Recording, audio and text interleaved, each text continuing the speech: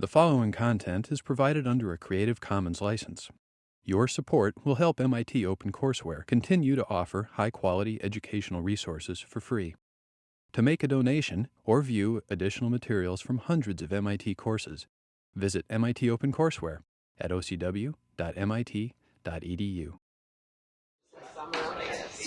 All right, guys, I'm gonna get started. If you haven't done attendance yet, you can do it at the break or afterwards. Anything will work. Okay, so just a few quick announcements. So homework 1 is posted and due Friday. I had it up on here. Are there any questions about homework 1 or anything about the procedure?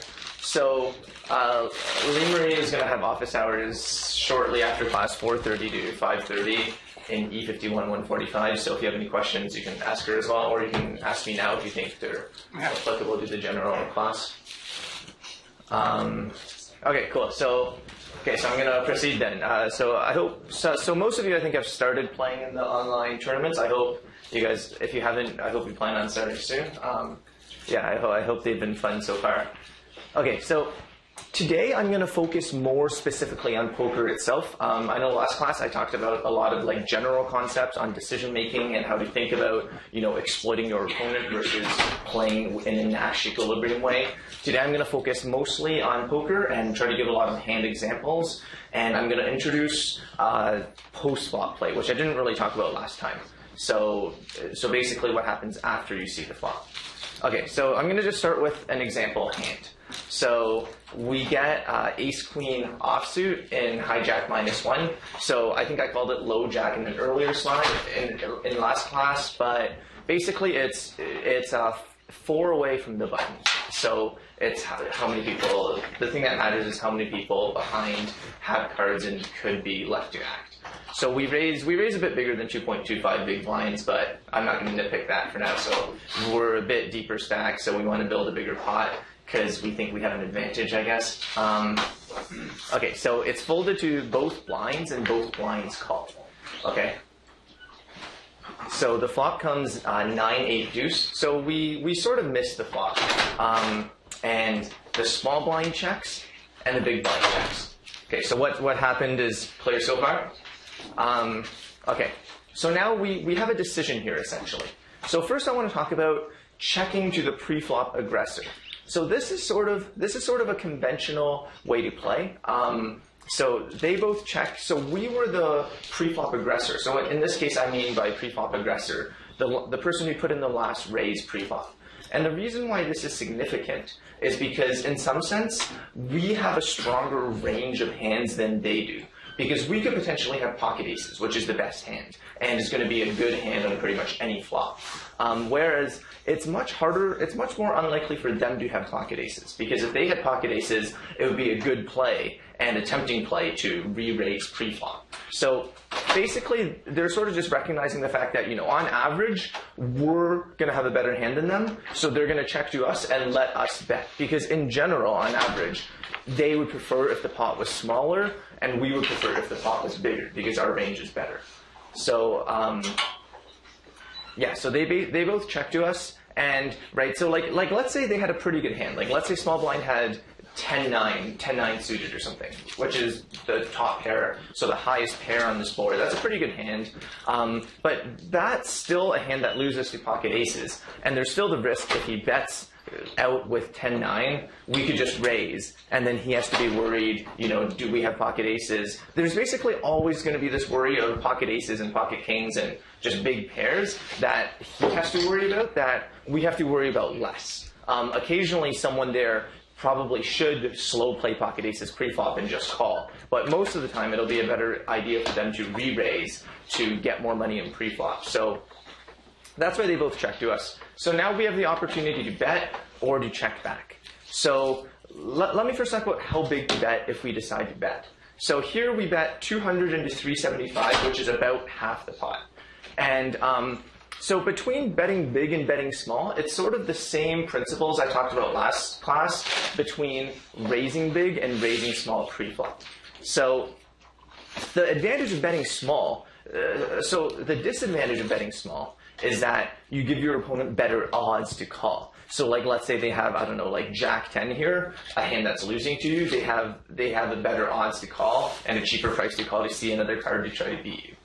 But on the other hand, our hand isn't amazing. Our hand isn't good here, essentially. We've missed the flop. We haven't paired our hand. And if we get raised, we're probably going to have to fold. And the more we bet, the more we lose when we get raised. So it's the same sweet spot principles. If you bet too small, you get called too often by worse hands that can just have good odds to call. And if you bet too big, you're just losing a lot when you get raised.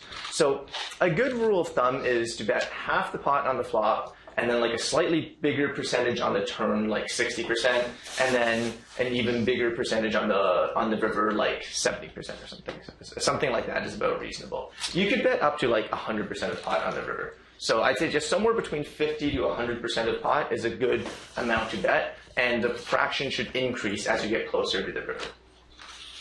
So this might seem slightly contradictory, because what I said last class was last class I said you don't want to give your opponent great odds. But in some sense, if we get to the river, right, all the cards have come out. There's no more unknown cards. So either they have the better hand or we have the better hand. But there's going to be no uncertainty in what cards could still come. So in some sense, you might think it's more intuitive to bet smaller on the turn and river and bigger on the flop. Because on the flop, they have more chances to outdraw us. Whereas on the turn and river, they have fewer. Let me just find all right, now I don't have to stand there. Okay, so this might seem contradictory, right? So I'm saying that bigger on the river, but on the river, they actually have, in some sense, it's more determined whether their hand is good or not. So why is this? Why do we want to bet bigger on the turn than the flop, whereas on the flop, any hand sort of has closer to 50% equity, because anything can still happen with two cards to come.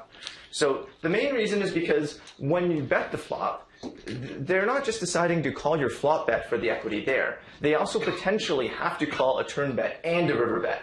And essentially, this factor, the fact that you can threaten to bet again on the turn and bet again on the river, and they have to call all these bets, is a bigger factor than the fact that there's slightly better odds to call on the flop. Okay, so another important thing to say is when I said bet between 50 to 100% of the pot, I mean, I think it's very important to bet at least some fractions of the pot, especially when they're checking you. Because in some sense, betting small is strictly worse than checking. Like, in this case, you bet 50, which I guess isn't nothing. But imagine you bet $1 here. The issue with this is the rules of betting say, right, if anyone bets any positive amount, then the guys who checked now have a chance to check raise. So if you're betting small, which is almost the same as checking, all you're doing is giving your opponent a free option. You're allowing them the opportunity to say, okay, I could have just, like, if you check, you see the turn, and the turn comes. But by betting, now they have the opportunity, a second chance to bet. Yeah. How does this change if you have, like, the nuts? Should you bet? Like, you want calls at that point, right? Right, exactly, yeah. So I'm going to get to that, yeah. So if you have a good hand, yeah, you'll bet too because you want calls. Right now I'm just talking about a general strategy to play with your entire range of hands. And in general, I guess that's how I'm trying to encourage people to think about poker in this class. Like, instead of thinking about what cards do I have and what cards do my opponent have, I try to talk in terms of what is the probability distribution over my opponent's hands and what's the probability distribution over my hands in his eyes, essentially. So I'm just talking about a general scenario, yeah.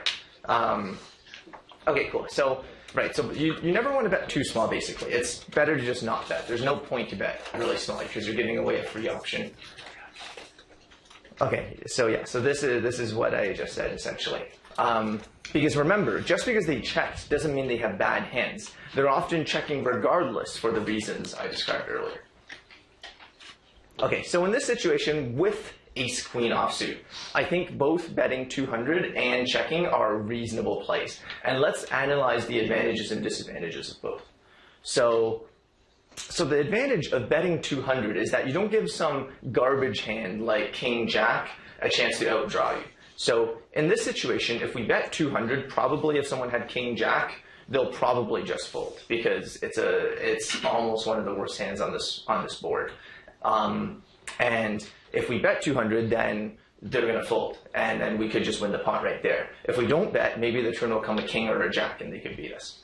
So what's the advantage of checking? The advantage of checking is we get to see the turn card for sure. We can't get check raised. Like right now, if we bet and we get check raised, we probably have to fold with no pair. But if we check, we might see a queen or an ace on the turn, which would be great. And another advantage of checking is, in some sense, when you bet in the spot, you're only called by hands that beat you. You know, you're going to get king jack to fold, which is still fine because they have 6 outs, but you are ahead of them. So it's not the end of the world to just check, and you know, if the turn comes like a deuce, you're still ahead. And if it checks all the way to showdown, like all the way to the point where you have to flip over your cards, you're still going to beat king jack. Whereas when you bet, you're essentially getting all the hands you're ahead of to fold. Like if they have ace 7, which you're also ahead of, they're probably going to fold. And pretty much all the hands that beat you probably aren't going to fold. Like maybe someone will fold pocket 3s or something, but for the most part, you're going to get called by a 9, you're going to get called by an 8. So it's this idea of like sort of adverse selection. You're getting called only by hands that beat you, and you're just folding out everything else. So overall, I'd say these about balance out, and you can, I think betting or checking are both fine. Okay, so now let's suppose it's the same spot and we had king-queen. We had king-queen instead of ace-queen. So pretend all the action was the same. All the pre-flop action, the flop action, everything was the same, except just our cards changed. So in this case, if we do the same comparison again, we'll see that betting has a bigger advantage now, because we can get hands like ace-jack and ace-7 to fold. Those hands previously we were beating with ace-queen, but now we don't want to risk getting a situation where it's checked to showdown and everyone flips over their cards and we lose to ace-jack or ace-7. So I'd say in this case, now with king-queen instead of ace-queen, betting has a lot more advantage because we're getting better hands to fold. Okay, and this is what you're talking about. Yeah, what if you have the nuts? So in this case, so suppose now we change our king to a queen, so we actually have a really good hand. We have pocket queens, which is an overpair, a pair above any card on the flop. So now let's look at the advantages of betting versus checking. So now the one advantage of betting that we never had before, because we always had bad hands, is now we can get worse hands to call us. If they have 10-9 or ace-8 or pocket 5s, they're probably going to call, and we're beating them, so we're just going to win more money. And the advantage of checking is essentially none. So the correct play, I think, is clearly to bet in this situation. So essentially what I'm trying to get at is, so I call this the fundamental theorem of poker. It's sort of a made-up term. But essentially, so one of the main things you should realize when you're betting post-flop is a bet basically accomplishes one of two things. So with your good hands, you want to bet because you can get them to call with worse but still good hands. And we call this value betting. So with the pocket queens, this is what you're doing is value betting when you bet. And then with the bottom hands in your range, you should bet to get them to fold better, but still pretty weak hands. So in this case, when we had king-queen, we would be betting to get them to fold ace-jack. So this is called bluffing. So essentially, the point of a bet should either be a value bet because you have a really good hand, or a bluff because you have a really bad hand. And you want to sort of think in terms of that way. And you know, if you ever find yourself making a bet and you're not sure whether it's a value bet or a bluff, then chances are you maybe shouldn't be betting.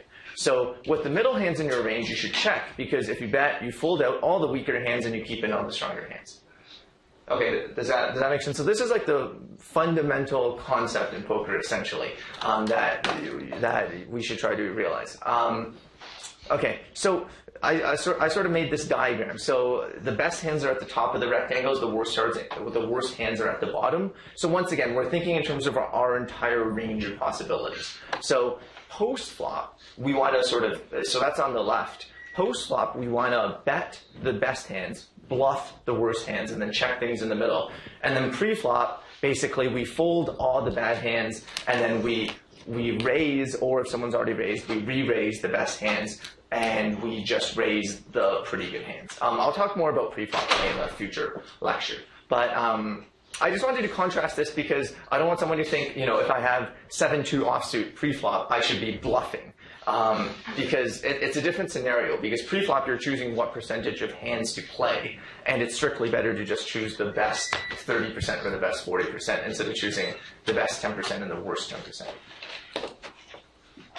Okay, so going back to this principle, with 7-7, so it's still the same situation. So I'm analyzing the same situation many, many times with different cards. With 7-7, the right play is definitely to check.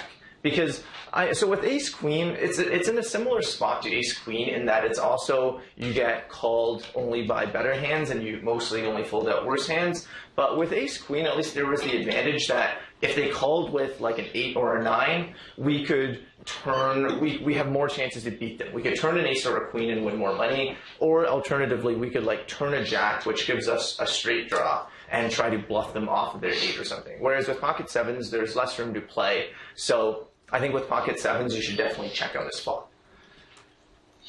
So some other stuff about continuation betting on flops. I wouldn't bluff super scary flops. By super scary, I essentially, mathematically, it just means there's a lot of uncertainty because so many things are possible. And basically this happens when there's 3 cards of the same suit and they're all connected. So whenever the board is like this, it looks scary, it looks very coordinated, but mathematically speaking, it's essentially saying anything can happen and no one should fold if you have anything at all. Because, if you have any 10, you have a chance of making a straight. If you have a reasonable heart, you have a chance of making a flush. Just any hand is going to have a reasonable chance. Same as, even if you have like an ace, like I guess as we do, you have a chance of turning a higher pair. So I would just check and basically give up on this flop, or check and hope you hit an ace or a queen, I guess. And another thing is continuation betting into too many people if you have nothing. It can be an advanced play in certain situations if everyone else also recognizes that, if you're continuation betting into 5 people, you must have such a good hand that they're going to fold a hand as good as, say, like pocket 8s here. But for the most part, in practice, I would say if the pot has like 6 or 7 people, I wouldn't try to bet on the flop with overcards to try to get everyone to fold, because someone's going to have 2 hearts, or someone's going to have a 7, someone's going to have a pair. Okay, so I talked about sort of when you want to bet post-flop. So now I'll talk a bit more about when you want to call bets post-flop, and I'm going to try to give a lot of different situations. So now let's look at calling bets, and I think newer players especially tend to call with hands weaker than you need to. So the general rule of thumb is, unless your opponent bets extremely small, which they should not do by what I explained, you should fold most of your hands to a half pot bet. So in some sense, most hands miss most flops, and when you miss, there's really not a reason to do anything other than to fold. There's a lot of tournaments, you can always play the next tournament and get dealt a new hand and try to have a good hand. So, so now I'm going to change the situation up a bit, but once again, I'm going to analyze the same betting situation over different hands. So now everyone folds to the button. We're still 40 bets deep because the blinds are 25-50 and we have 2,000. And so the button makes it 125 and we decide to call with our hand.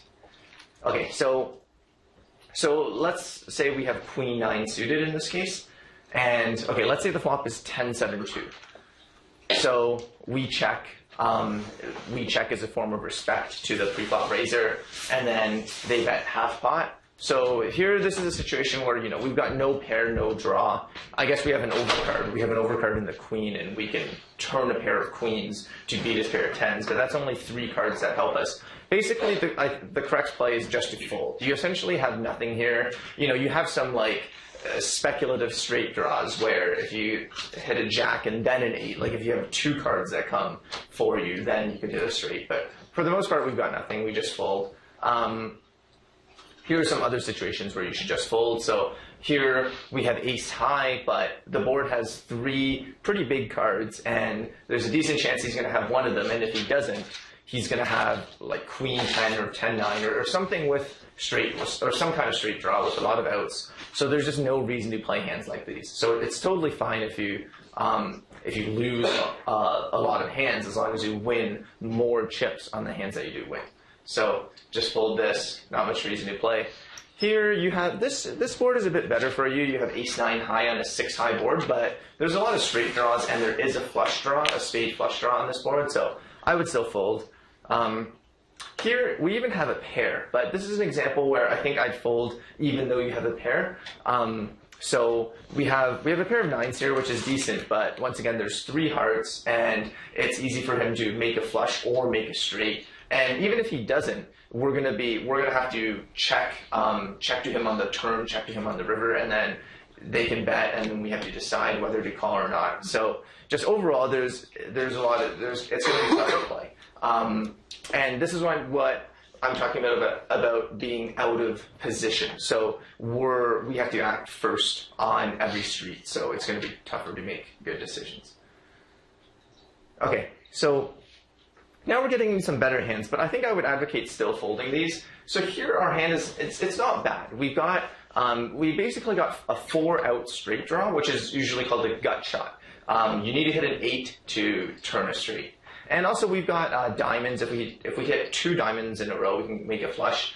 But overall in this spot, I would still fold just because even though we've got 4 outs to our gut shot, we've got no combinations. We've got no other combinations to help us. Like a 9 is essentially useless when there's 3 higher cards on the board.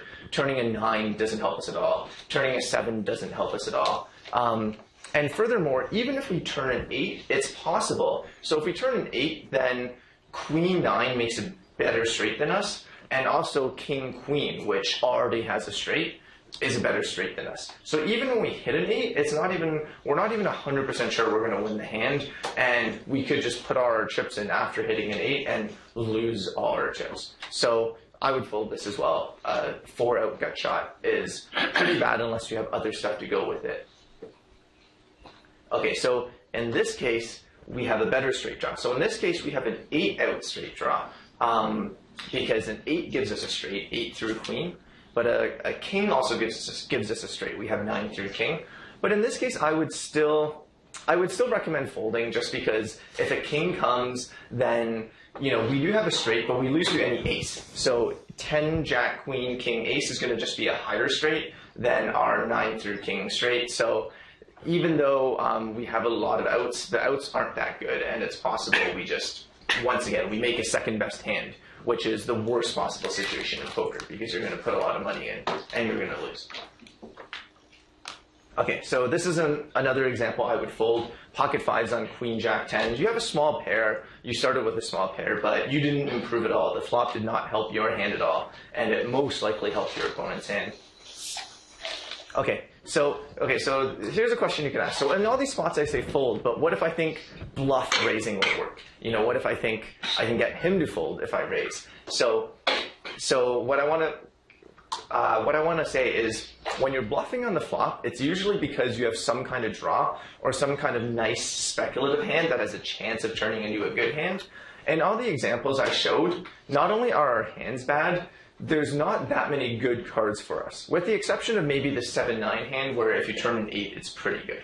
But yeah, even this hand, if you turn an 8, it's not that good because the board is then going to be 8, 10, Jack, Queen. So we're only playing with a 1-card straight, which is still fairly easy to put us on. Okay, so before I get to spots where maybe we want to raise, potentially bluff raise, let me just go through some spots where I think calling is a pretty good play. So here, I think calling with ace-9 high on this board is reasonable. In the example where I said you should fold, the flop was 6-5-4, and there was a flush draw. So there were straight draws and flush draws. In this case, the board is paired, which really helps us because there's just fewer combinations of pairs that he can make. And a 3 is a pretty small card, so it's pretty unlikely they have a 3. So ace-9 high is pretty good here. You have 2 overcards. You even have a diamond backdoor flush draw. So I would call here. Okay, so so getting better here. This hand is even better. We have ace-3. We have bottom pair on this pretty safe flop. It is 3 different cards, and they could have a jack or a 5, but just overall against their range, we have tremendous equity here. So I would call. So note when I say call, not raise. I'll give you examples of how good, roughly speaking, our hand has to be to raise. All right, so here I would call. The board is very scary, but we have second pair, and I think second pair is just second pair with the best kicker, the ace. So that's definitely good enough to call. With ace-9, I think this would be borderline whether you call. I think calling is okay, but not mandatory. Okay, Here's another example, second pair on a safer board. This is a pretty good hand. I mean, if they've got an ace, we're not drawing to that many outs, but if they don't have an ace, they're not drawing to that many outs. So it's because whenever big cards come on the flop, like an ace and a king, in some sense, even if there's flush and straight draws, more of who's going to win has been decided. Because if you've got a big pair, like if you've got an ace or a king, then there's not like an even bigger card that can come on the turn to beat you. And if you don't have it, then you know, it's like if you have 10-9, even if you turn it 10, you're not going to outdraw ace 7. So here I would just call. Here you have a pretty good pair, pocket eights on 9-3-3. Honestly, you have a very good hand here, but I just think in this case where there's no flush draws, no straight draws, there's not really that much reason to raise, because it's not like you're going to get called by worse hands that often, that I would still only call, even though in some sense your hand is very, very strong here. Like I would expect you to have the better hand more than 80% of the time, but the problem is when you raise, they're only playing the 20% that beats you, which is hands with 9s, hands with 3s, and like pocket 10s plus. So here I would also recommend calling, even though we have top pair. So top pair, the highest pair on the board. It's a pair of aces, which seems, it seems like we have a good hand we should raise. But once again, our other card, which is very relevant, is very small in this case. So we're going to lose to ace queen, any kind of big ace. And furthermore, there's not that much reason to raise, because we're not that scared of letting him see a turn card with, say, 10-9. Because even if he turns a 10 or a 9, he's not going to beat us. So the reason to raise is essentially to not let your opponent see more cards and give them outs, but they don't have that many outs if we're ahead of them. You can say this is like a way ahead, way behind situation. That's some terminology that you might hear, which basically means you're either way ahead because they don't have an ace, or you're way behind because they've got ace queen. And when you're way ahead or way behind, you don't really want to be raising, because he's just going to call you when you're way behind, and he's just going to fold when you're way ahead. Okay, so here we're getting into some pretty good hands. Ace jack on jack 10-9 with the flush draw. I think if you raise, it wouldn't be the end of the world.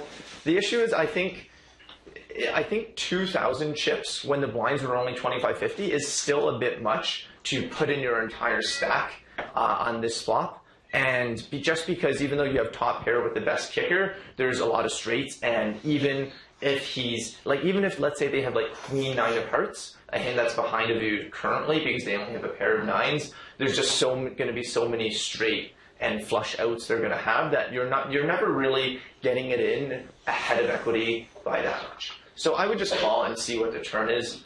But that's maybe one of the examples of the strongest hands you can have where I would still recommend calling. In this case, we've got a small overpair, but I would still call, even though, once again, we have the best hand probably 80% plus of the time. But once again, when you raise, you're only getting played back at by the 20% that beats you. So, okay. Yeah, and notice there, when I went through these examples, the stack size was very important. Right, so from the first class, the important things are position, stack size, and cards. In this case, the position was the button. The cards, I've showed you what the cards are. But the stack size, the fact that you're playing for potentially 2,000 chips is very important. And if you're playing for fewer chips, then you can risk gambling a lot more, as I'll show you later. Okay, so another note is you could argue for check raising in some of these call situations, especially the ones where your hand was more vulnerable to overcards. So let me just quickly run through them again. So I'll describe what they are. So this is one of them. Because here you could argue, okay, I want to raise because if I call, what if he has jack 10? Then he has 6 outs, right? Here, this is another example. What if they have 10-9? They can turn a 10 or a 9 and beat us. Here, this is not an example. Here, I think calling is clearly correct because the only bad cards are like a queen, because an ace gives you 2 pairs. So there's just very few scary. The board is already scary, and there's not that many overcards that could come. This is another example because in this case there's actually no scary cards in some sense. No card that you're afraid of giving him. This is an example where you could argue for raising. You don't want jack 10 to see another card. That's reasonable, yeah. Here, there's no risk. It's completely safe, so I would never raise. Here, I guess there are some bad cards, but if you raise, they can just call with their draws anyway to try to hit. So here, this is an example where you could argue for raising to not let them see a turn card. Okay, so yeah, these are reasonable arguments, and I think raising some of these call hands would not be a terrible play. But I think for most of these, the advantages of calling still outweigh the advantages of raising, especially if your opponent is also capable of bluffing. Because, like, let's say you check raise. So let's say they make it 150, you make it 400, and then let's say they go all in. But they're going to go all in not only with hands that beat you, like pocket sevens plus. They'll also occasionally do this with hands like ace 3 or ace 4, hands that have an overcard in the ace, but also have a gut shot straight draw, like ace 3 or ace 4 can make a straight. Then you're just in a very tough spot. Basically, if you call, you're not in a good situation because you're often behind. But if you fold, then you're also folding to a lot of weaker hands. So there's just a lot of ways for the hand to go badly if you raise, because your hand it's not good enough to raise and call if they re-raise, yet it's too good to sort of waste as a check raise bluff and just like fold if they re-raise, right? Like let's say my plan here with pocket sixes is to check raise and fold if they do anything else. But then, like, you could argue, why am I doing this with a hand as good as pocket sixes? Why don't I do this with 10-9? Because it's going to be a similar result most of the time. They're going to either fold, and I'm going to win the pot with 10-9, or they're going to raise, and I'm going to have to fold with 10-9. Occasionally, they'll call, but you could argue in that case, I would almost rather have 10-9 than pocket sixes, because pocket sixes, I'm just going to always lose, and 10-9, who knows, I can turn a 10. So, anyway, so the long story short is I would just recommend just calling with most of those hands, although there's definitely lots of arguments you can make for raising. Yeah. I didn't get why wouldn't you want to re-raise if you have the top pair and the top kicker? Because if you give them the draws, at least you want to make the pot bigger than it is right now, right? You're talking about this situation? Yeah. Yeah. Okay, yeah, that's a good point.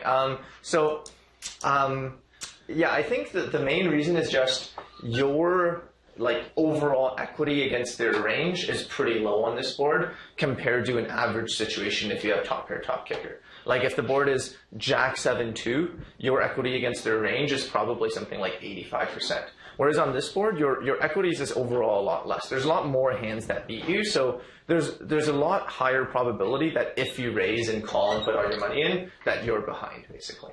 So there's just a huge risk of that. So, but yeah, I do agree. It does feel very unsatisfying to only call and let them see those cards, but I think it's sort of the lesser of two evils in this situation between putting all your money in with this hand versus letting them see some cards.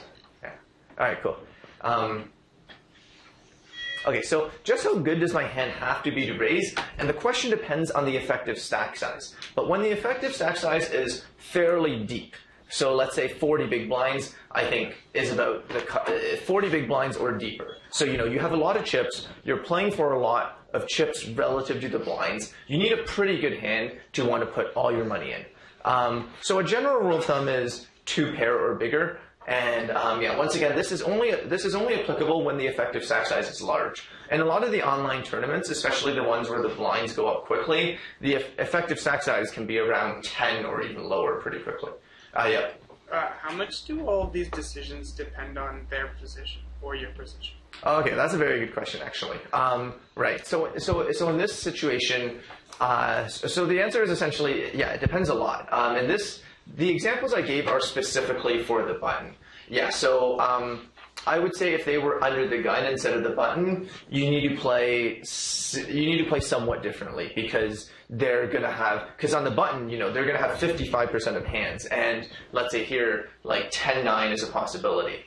But actually, maybe a better example is, I think this is a board where it's really different because if they raise from the button, they could have 55% of hands, and ace 3 is a pretty good hand here. But if they raise from under the gun and they're pretty tight and their ranges pocket 8s or better and ace queen, ace jack, ace king, then you're doing a lot worse.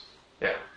Yeah, so it definitely matters a lot, and yeah, I mean, so I guess I can't go through every single possibility, right? Like this position, this stack size with this, so you do have to do a bit of extrapolation. Like if they're right now in these examples, they're the button. If they're the cutoff, their range is going to be a bit stronger. If they're the hijack, their range will be a bit stronger. Yeah, that's a very good question. Yeah, very, very good point. Yeah, because in all the analysis I just did, I'm assuming their range includes hands as bad as like 8-7 suited and stuff, which isn't going to be the case if they were earlier positioned. Okay, so, all right, so how good does my hand have to be to raise? So 2 pair or better, but by 2 pair or better, I mean 2 pair where both of your cards make a pair. Here, where 1 pair is on the flop, I wouldn't count this as 2 pair. And this 2 pair is complete trash because any card beats you, so I wouldn't go on here. This one's also pretty bad. So okay, so now when would we raise? Okay, so I think this is basically the best thing that can happen to you in poker, pretty much. Almost this exact situation. So here we've got we got 3 of a kind, and there's also a lot of draws, so we're going to get played back at a decent amount because you could have hearts, you could have like queen jack. There's just so much stuff that isn't going to fold, and we're always going to be way ahead. Pretty much always going to be way ahead. So yeah, I actually think this is very close to the dream situation. Does anyone have an idea why this situation is almost, in some sense, even better than, say, we had pocket tens? Yeah. If you have pocket 10, he's less likely to have a 10. Exactly. Okay. All right, I'm gonna give you a $20 gift. No more playoffs today, so you can see. Okay. Right. So it's almost even better in some sense. You have pocket 5s because, as Ben said, if you have pocket 5s, he could have a 10 and put in a lot of money. If you have pocket 10s, even though you're crushing even harder, it's almost like you've taken all the good cards away, and he's just always gonna fold. So, okay. Here's another situation where your hand's very good, although I think you can make a case for just calling here. Yeah, I don't want to say you have to raise because your hand is just so invulnerable, and even though the chances that he has the remaining ace and a better card to go with it is pretty small, there is still a lot of, I guess, like adverse selection in this case where, because there's no draws, when you raise, he will fold a lot of stuff, and the stuff that he does play, it's not going to only include the remaining ace. Like he will call with pocket 7s almost certainly, but it does include it does significantly make his range more likely to be the ace that beats you. So I think just calling is okay.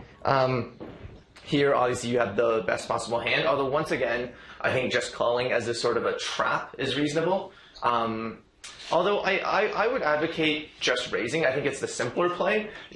Calling, I think you'll see a lot of high stakes players do as a trap, but it's a very, very tricky play. I think raising definitely has lots of merits because, like, if they've got king, like even ace king, they're not going to fold. They just want to get all the money in, because they're probably going to think you're more likely to have a single heart than 2 hearts. So if they have ace king, especially when it's only 40 big blinds, they're probably just going to be happy putting all the money in, and before you can see a 4th heart. So, like in this case, even though you don't need a 4th heart to make a flush, a 4th card is a really bad card for you because that sort of kills all the action you're getting from a king, from a pair of kings or something. Yeah. Okay, so this is a similar situation, although in this case I would say a raise is mandatory. In the previous case, I think it's not mandatory because your hand is so safe. If you decide to try to trap your opponent, you'll never end up trapping yourself. Whereas here, if they just have any heart higher than a 6, if a 4th heart comes, they're beating you now. And worst of all is, let's say they have 10 of hearts, 9 of diamonds. If you raise, you could have easily gotten them to fold that 10 of hearts, probably. Although the 10 of hearts, 9 of diamonds is a bit good. Let's say like 9 of hearts, 8 of diamonds. They almost certainly would have folded their higher heart. And now you just lost an entire pot because you didn't raise. So here I would raise. You have a straight. You are drawing dead if they have a flush, but with only 40 big blinds, I think the chances of a flush is unlikely enough. Getting it in is okay. With 100 big blinds, you could still raise, but probably not go all in. 2 pair. The board is sort of scary, but 2 pair is definitely good enough here. So All right, so these are examples where you had really good hands, and I said you should just raise and get the money in and be happy about it.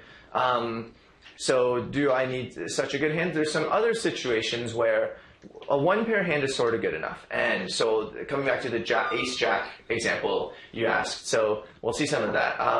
Okay, so in this case, I think if you have pocket aces, that's definitely good enough to get it in. Although you shouldn't have pocket aces that often here, because most of the time you should be re-raising pre-flop.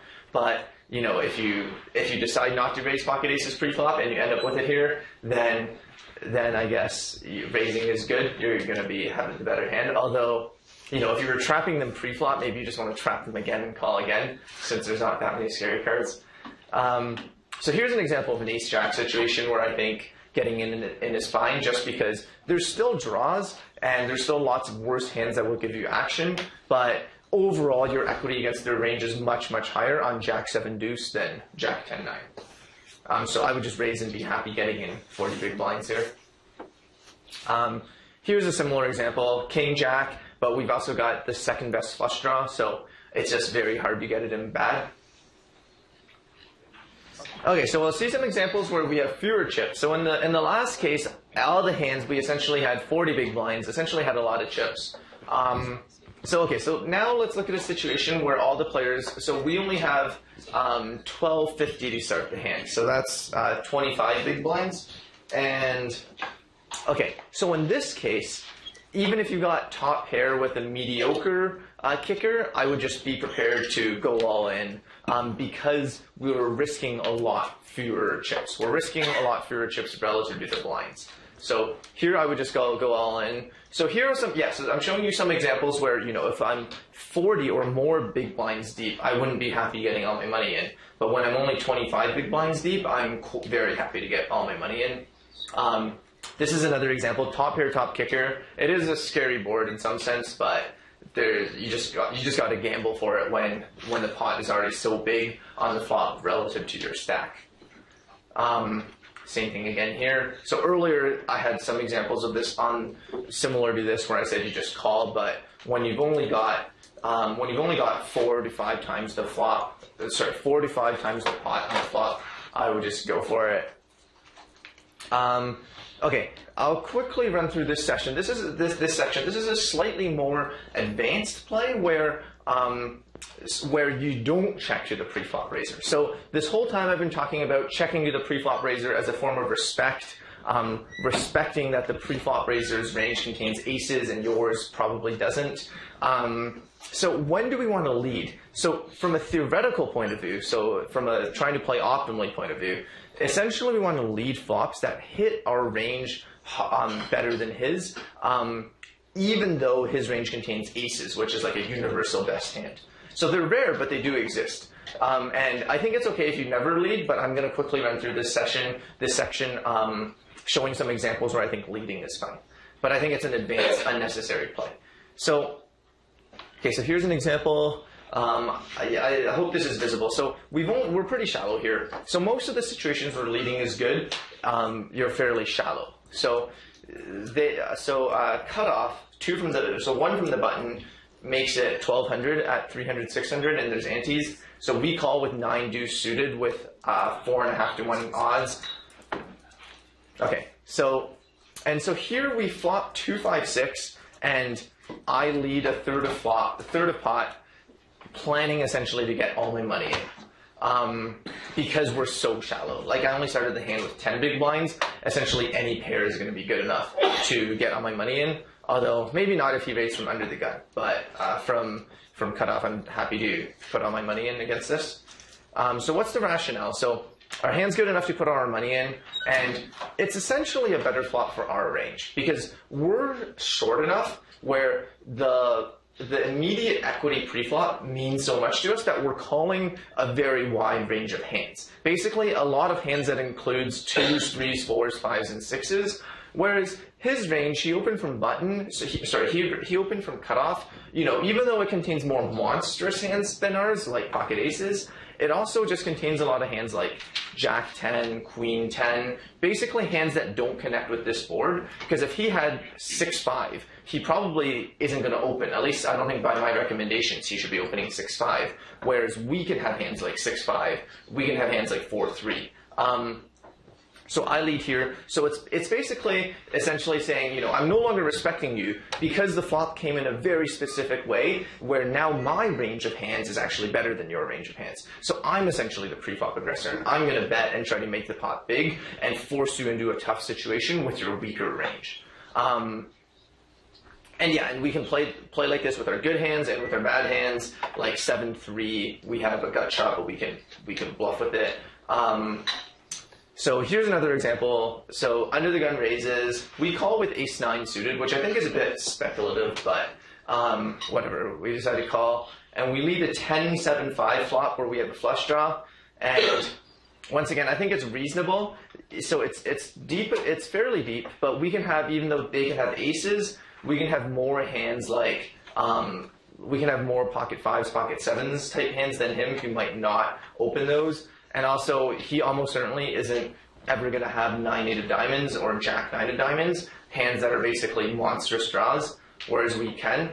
So once again, I bet because I don't really want him to check back ace-king or pocket 8s or something, which he probably will because, if they have ace-king, they're going to think the board is fairly scary. They're probably not going to fold that much because there's so many draws if I bet. So they're just going to check back ace-king.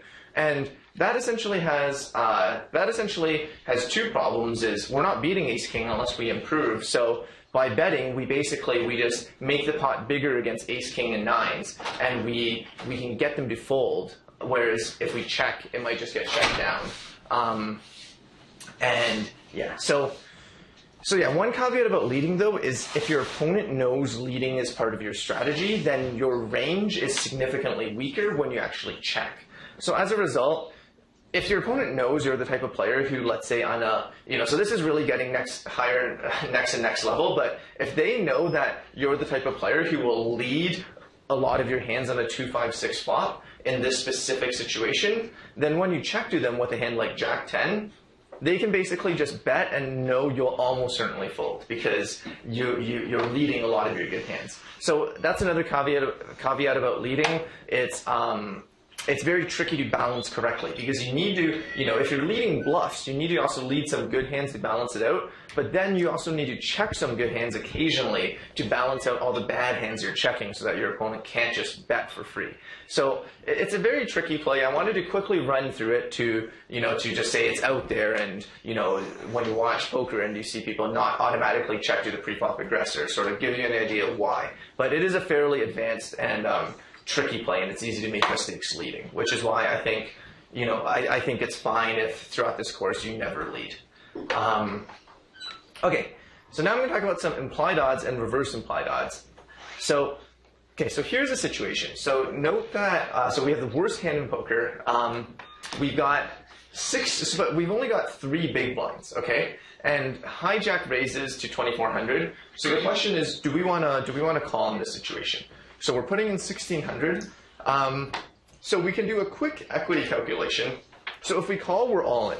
So the only thing that matters is the equity of our hand against his range. That's essentially the only thing that matters. Because he has no more decisions. So optimal play doesn't even matter in this case. It's a strict mathematical expectation calculation.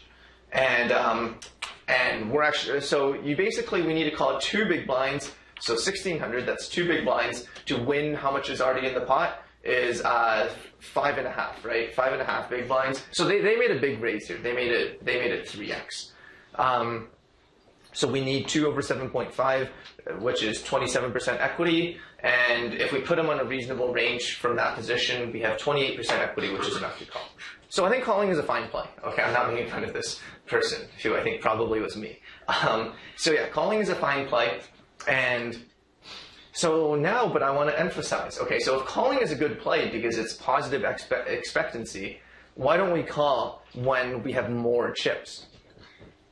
So in this situation, if someone called, they would probably be ridiculed, right? Why are you calling with 2-7 offsuit against a hijack raise that isn't even giving you good odds? Because they raised it 3x, which is a big raise. So why is it bad in this case when you have more chips? And the reason is essentially what's called reverse implied odds. So in the first situation, we called because we were all in and the equity calculation said we could. But in the second situation, even though the equity calculation is the same and we do have the right odds to call pre-flop, the hand isn't over. There's still potentially 46,000 more chips to be put in post-flop. And with a hand like 7-deuce offsuit, it's not only is it a weak hand, it's very hard to play. When we hit a pair, we hit a small pair, we're often not going to be sure whether we have the better hand. We're going to have to decide whether to fold or call him down, and we're often going to be wrong. So it's a very, very easy fold in this situation, even though you have the odds, because these reverse implied odds hurt you so much when there's still potentially 46,000 to play for post-flop. Okay, so here, let's say instead of 7-2 offsuit, I had ace-2 offsuit. I would still fold. So if you do the same equity calculation, we actually have 43% against his range, which is tremendous. But you only need 27% equity to all in, right? So why would we fold when we have 43% equity and we only need 27% equity? The reason is because, once again, reverse implied odds. So there used to actually be this way you could cheat in online poker. So they had this thing called disconnect protection, which is if someone disconnects, this is really stupid. And I got cheated by this so many times. Basically, if you disconnected, instead of your hand getting folded, essentially there's no more betting and all the cards are dealt, and the person who wins the hand just wins the pot. Okay, so essentially by disconnecting, you could say, okay, screw you, there's no more betting, we're just going to see until the river, and whoever wins the hand is going to win the whole pot. So basically you could cheat in this situation, even if you had 7-2 offsuit, by just calling and then disconnecting immediately. And then none of this reverse implied odds exist. But you can't cheat like this anymore, so don't try to make that play. So yeah, so in this case, even though you have 43% equity, I would fold. Here with 9-8 suited, it's a whole different story. We only have 37% equity, which is worse than 43%, but I would call. With 9-8 suited, you can make a flush and make a better hand than him. You can make a straight and get him to put in a lot of money with a good pair. And yeah, you're still out of position. You still have to act second, but overall, it's just a much better situation. Okay, so now I want to talk about implied odds. So with the 9-8 suited, I sort of talked about it's the implied odds. The fact that you still have to play for more chips after on the turn and river almost works in your favor, because you can make straights and flushes and have a very good hand and be fairly certain you're winning and get him to put in more money with a worse hand. So implied odds is basically, yeah, it's when the odds are in your favor because you're playing a hand that plays well post flop. Okay, so let's look at an example where implied odds I think are good. So this is called set mining. This is a play that's, I think, so I'm going to go through it even though it's a play that's sort of dying in poker. I think it's a play that no longer works that well in practice nowadays, at least at at fairly high stakes. But it's, in theory, I think it teaches you a very good thing about implied odds. So in this case, under the gun raises to 3x. 2,400 when the blinds are 400, 800, and we decide to call. So if you do the calculation, we don't have enough equity to call, but why do we call? So essentially we're in position because we have the button, and also we can win essentially a huge pot when we hit a third deuce. So now this only happens a small percent of the time. If you do the calculation, this happens roughly 1/8 of the time. You're going to hit a third deuce 1/8 of the time. And essentially when you don't hit a deuce, you're against an under the gun raise. So he's going to have a really strong range. You're going to lose the pot 7/8 of the time, essentially, roughly speaking. So what this is essentially saying is, if I'm only winning the pot 1/8 of the time, I need to win on average 8 times as much as I lose for it to be worth it, right? But the point is, at least back in the day in poker, you essentially do. Because when you do hit the deuce, they're going to have pocket aces or pocket kings, or, the flop will come ace 6-2 and they'll have ace king. They'll just have a tremendously good hand that's still crushed by your hand so often that you definitely, essentially 1/8 of the time you lose 2,400 chips, and 7/8 of the time you lose 2,400 chips, and 1/8 of the time you win their whole stack of 80,000 chips. Essentially is what the best situation is. So, yeah, so you need a lot of chips for this to be a good play. Even if you have 40 big blinds, which is by our standards fairly deep, it's still not that good because once again, you only win 1/8 of the time. So you really need to win a lot when you win. And when you hit a 2, it's not 100% sure that he's going to put in all his money. So basically, you're only winning a huge pot even less than 1/8. Like you need to hit a 2 and you need them to have aces or kings. So that's going to be like 1/20th or whatever. But the point is, if if the stack is so deep, then it's still worth it, is essentially. And the reason why it's sort of dying in poker is because I think, nowadays players are good enough where even if they have aces under the gun, sort of they realize the optimal strategy isn't to always put all your money in on a 7-5-2 flop. But yeah, long story short, I think this is a fine play. I think it's fine if you do it in the current league because it's tough to fold aces on a 7-5 deuce flop. And yeah, I think it's a good play to know about at least. So here's another hand. So cutoff raises to 2,000. We have Jack 10 suited on the button. So once again, we don't have direct odds to call, but we have good implied odds because we're in position and we've got a suited connected hand. Okay, so I'm going to go through the whole hand because there's going to be more examples of implied odds here. So both blinds fold and the pre-flop aggressor, the cutoff continuation bets about a bit less than half of pot. And we have a flush draw here. So what is the effective stack size? Even though we started the hand with 80,000, they only started the hand with 30,000. So the effective stack size is only 30,000. So we're definitely not folding. We could call or we could raise. The problem with raising is when we raise and they go all in, we're sort of in a really crappy situation where our hand's too good to really want to fold, but too weak to have the odds to call is all in. So I think just calling is the right play.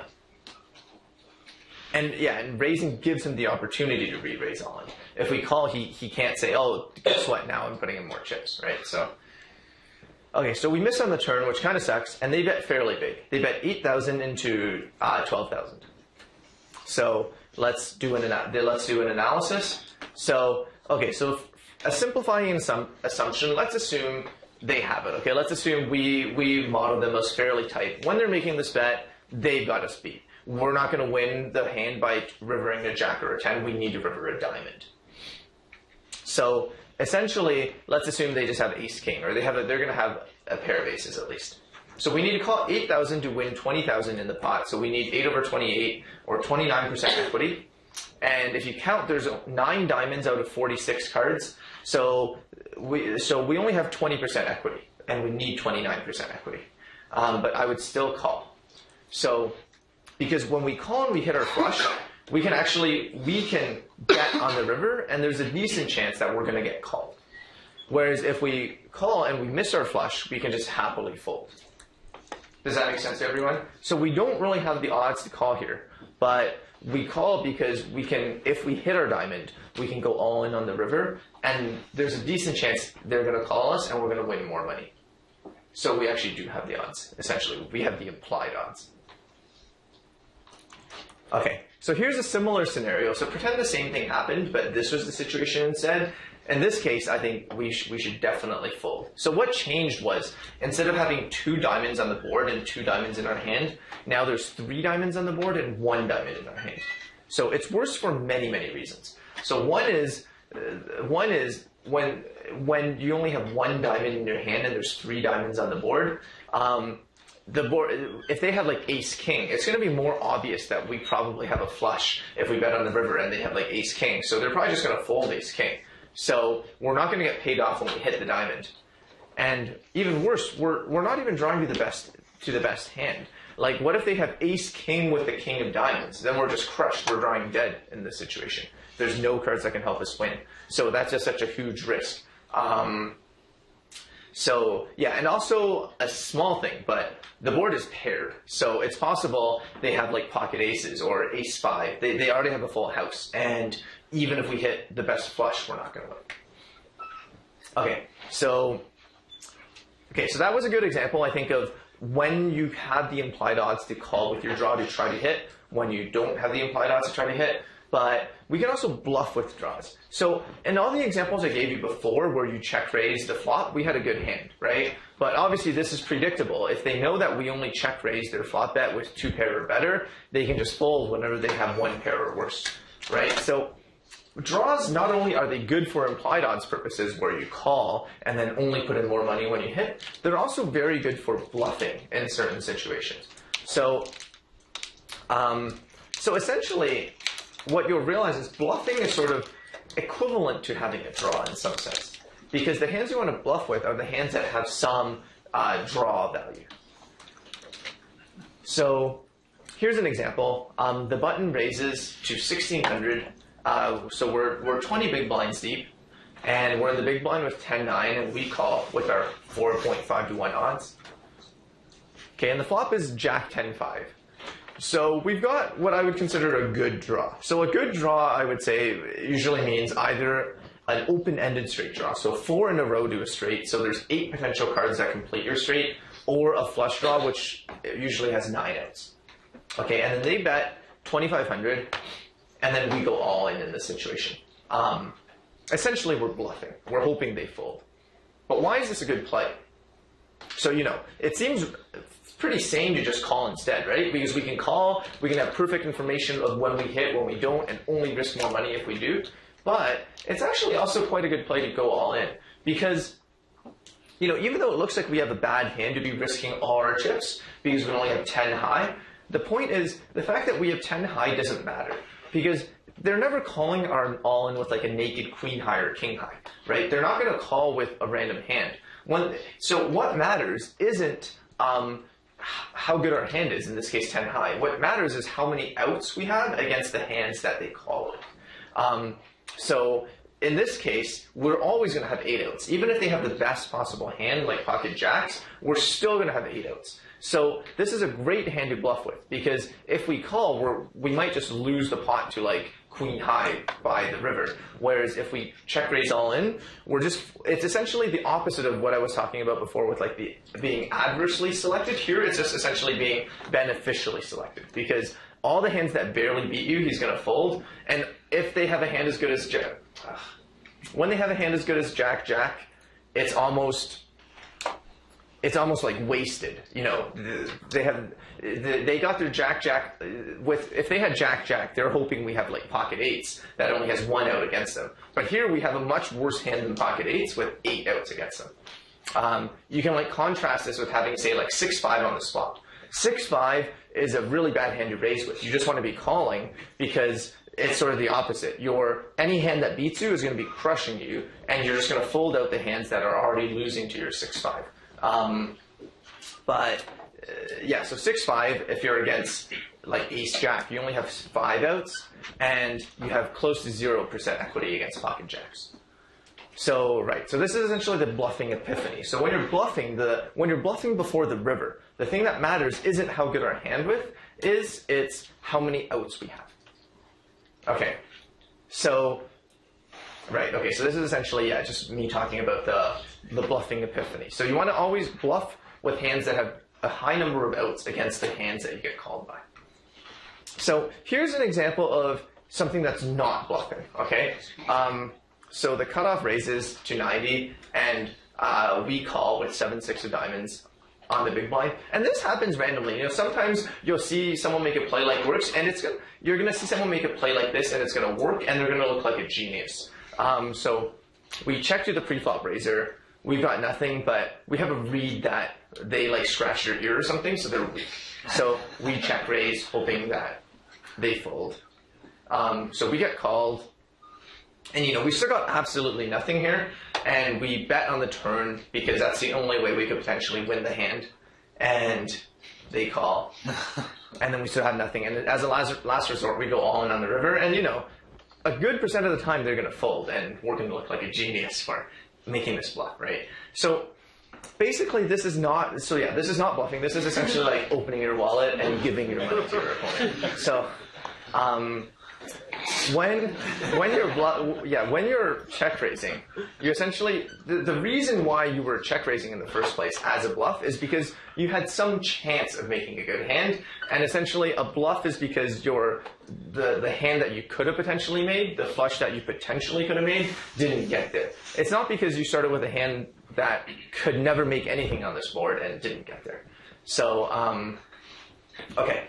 So here's a similar situation where I think it makes a lot more sense. So it's going to be a similar board, but we have 10-9 of hearts, and here we check raise their flop bet. So this situation is a bit different than the Jack-10 of diamonds situation from a while ago, where we only called with a flush draw. The reason why raising here is better is because the stack sizes is deeper. So with the Jack-10 of diamonds hand, the problem with check raising was there's a risk they would go all in and we would fold because we don't have good enough odds, yet our hand is so good. Here our hand is similarly good, but because it's so shallow, because it's so deep, so we actually started the hand with I think 100 big blinds instead of 40 big blinds. They're pretty unlikely to go all in. So here check raising 10-9 of hearts has a lot lower chance of getting blown off the hand. Okay, and we get called. And we turn a 15 out draw, so we had 9 outs here, right? But the Jack now essentially gives us 15 outs because it gives us the 8 open-ended straight outs plus the 9 flush outs minus the 2 from double counting, so 15 outs. And we bet 650 here, so it's the same hand as the 7-6 suited. It's the same hand as the stupid play. We're betting here, and we get called. So some notes, here our hand was good enough where, even though when we bet 650 into the pot on this turn, they could go all in. If they have like ace jack, they're probably going to go all in, and it's going to suck. But we have good enough odds in this case because we have so many outs that we can even call an all in. So it's fine. We can just call. And yeah, so note that by check raising the flop, betting turn. So the good thing about playing draws like this is that now if we play draws like this, we can also play our good hands like ace-8 or pocket deuces like this and get paid off a lot more. So okay, so we get called, and then the river is a king. It's not the scariest card, but we can have queen 10 of hearts. We could easily have queen 10 of hearts. So we go all in here, and even if the king wasn't scary at all, like even if the king was like a 3 or a deuce, I'm fine with just going all in because that's the only way we can win the hand. But it's a fine excuse here to go all in with 10 high on the river and say that's the only way I could have won the hand, because there was a reason I was check raising and representing all the strength on the flop and turn, right? It's because I had a heart draw. My heart draw didn't get there, so now I need to desperately to have a chance of winning the hand, go all in. But it's reasonable. The reason why I got to this situation, this bad situation, is because essentially I got unlucky, right? I had a chance of hitting a flush and I didn't. It's not like the 7-6 case where I knew I was going to get in this situation, which is not a good situation. But here I got a bit unlucky to get in this situation. Okay, so. All right, so I think this is the last example. So last example of when you give up on a bluff. So sometimes, you're bluffing, you don't have a great hand, but sometimes you just give up because you figure out your opponent's not folding, or like the board comes out in a way where it's not theoretically a good idea for your opponent to fold. So hijack -1 makes it 90, cutoff calls, and we're 100 bets deep. We call with jack 9 of hearts from the big blind. Okay, so the flop is 10-7 deuce, and so we get a decent flop. So once again, we have a reasonable draw here. We have some reason to be bluffing. We don't have nothing. We have some reason to be bluffing because even though essentially we're hoping to turn an 8, even though the chances of that is only 4 out of 47, which is low. But it's still something, and it's much better to bluff with a 4 out of 47 chance of making a monster hand than a 0 out of 47 chance. So, okay, so here, this was interesting. The pre-flop aggressor checked, which is fine. As the pre-flop aggressor, you're not forced to bet the flop. So, but note that the pre-flop aggressor is not the guy who bet the flop. So the cutoff bets the flop, but the cutoff was not the pre-flop aggressor. Okay, so the cutoff shouldn't have pocket aces. They could occasionally, but it's less likely than usual that they have pocket aces. So they bet, and we decide to check raise here. And yeah, I think this is a very reasonable play. So what are the reasons? So yeah, we have something. We can try to turn an 8. And also, turning a jack is fine. We could also turn a heart. And so we have lots of backdoor draws. We could turn a heart. That'll give us 4 hearts. We could turn even like a queen will give us an open-ended straight draw. A king will also give us an open-ended straight draw. So that's the weird case where, so if the turn is a king, then the board will be king 10, 7, and we'll have jack 9. And then an 8 or a queen will give us a straight. It's one of the rare cases. It's called a double gut shot or a double gutter. So it's one of the strange cases to watch out for. It's possible to have an 8 out straight draw, even though you don't have 4 to a straight. So one example is where you have like, it's like this one, where you have a king and then jack 10, 9 and then 7. And another example is where, let's say you have like king jack on an ace 10, 7, 6 board, then essentially it's ace king blank, jack 10 blank, 8, 7. So then you can have a hit a 9 or a queen. So there's a couple of weird straight draws you can have. But anyways, the point is, so yeah, I think this is a good play, not only because we have a crappy hand that's basically a crappy draw is a really good hand to bluff with, but also the fact that their range isn't particularly strong here because they can't really have aces. So they can have pocket 7s or pocket deuces, I guess. But also we're attacking the fact that he's not the pre-flop raiser, so their range isn't that strong. Okay, so hijack -1, the pre-flop aggressor gets out of the way, and then cutoff calls us. And then the turn is a 7, which is basically the worst card in the deck for us, I'd say, the 7 of clubs. Even if it was like the 7 of spades, it would have been better. So why is this the worst card? So first of all, it doesn't help us at all, right? It doesn't give us any kind of better straight draw or better flush draw or a pair. And furthermore, it's fairly safe. Even if the turn was an ace, we could at least pretend we have an ace. The 7 is a fairly safe card. If they have a pair of 10s, they're not jeopardized because an ace came. Furthermore, the main issue is his range is going to be a lot more likely to contain a 7 than our range. Because remember what I said earlier, you don't really want to be check raising the flop with your middle of the road hands. Because your middle of the road hands, you want to just call, because when you raise, you're getting called by you're getting called by better and you're folding out worse. So probably if I had a 7 on the flop here, I'm never check raising. So basically I can't have a 7 here. And furthermore, they're a lot more likely to have a 7. So this just really hurts us. Essentially, it's just a bad situation where their range is a lot stronger than our range. And basically the best thing we can do is just fold our hand. There's no point to try to continue bluffing. Like, it's sort of like playing the who's taller game where you don't get to see my height, but you know that I was like malnourished as a kid. Like, you just know, on average, there's no way I'm going to be taller than you. So the right thing to do here is just stop or bluff. And it was like the worst card that came, but we just give up the hand, which is fine, and then they take down the pot. Right, so bluffing Epiphany 2 is basically, other than counting how many outs we have, it's important to analyze what we're representing. What else is in our range? We're bluffing, we don't have a good hand, but what's the good hand that we could potentially have in some other parallel universes that we're representing? And in this case, there just really isn't anything. So like an ace turn would have been fine. Even a 6 turn would have been okay because we could have represented 9, 8. So one of the best times to bluff is when your draw missed, but a different draw completed. So like if you had a straight draw and you were bluffing the flop, and then the turn completes the flush, it's reasonable to bet. I mean, you do run into the risk that they have the flush, but also it's just they're going to be more scared of the flush. And similarly, yeah, like if you have a flush draw and the straight completes, you could also bet. Okay, so yeah, so ran through a lot of poker concepts today. So that's the end. I'll give a quick summary. So hopefully this will give people more ideas on how to play online. I know I sort of left you guys in the dark last time. I mean, I ran through things pretty quickly this time. But hopefully, you know, as you play more, it's okay if you didn't understand everything immediately, but hopefully as you play more, you'll be like, implied odds, or you'll be reminded of examples from this class.